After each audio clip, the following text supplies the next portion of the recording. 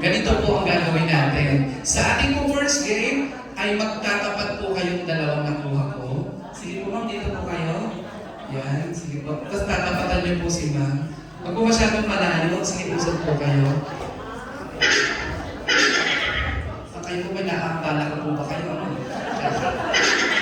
Nasaan po yung mga magkakapartner na lang po ako?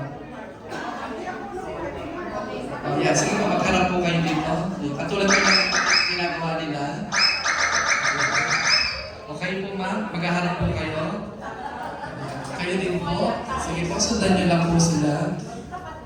Pagpunong tapat po, linis po. Ha? Tapos po, wala pong maghahawak na kamay at wala pong ama namin. Tapos po, ilagay po natin ang kamay, sideward. Sige po. Sideward po. Sige po. Usap pa tayo para mas maluwag. Sige pa. Ano pinapagawa sa atin?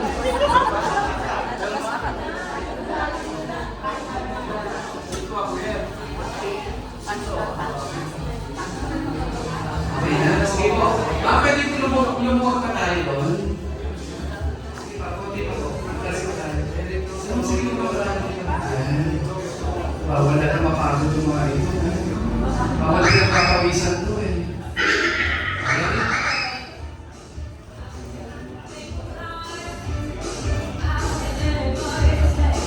Okay na po tayo? Ma'am, bibigyan ko po kayo ng baso. Isa para po sa inyo.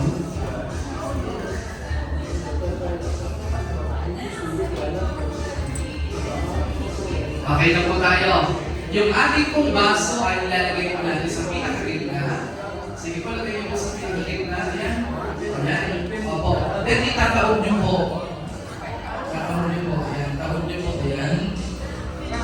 At katapat niyo na po yung inyong pong per table na kasama. Okay, pwede po ba tayong practice? Dahil malayo po po yung pinagalingan ko, gusto ko po maging masaya kayo.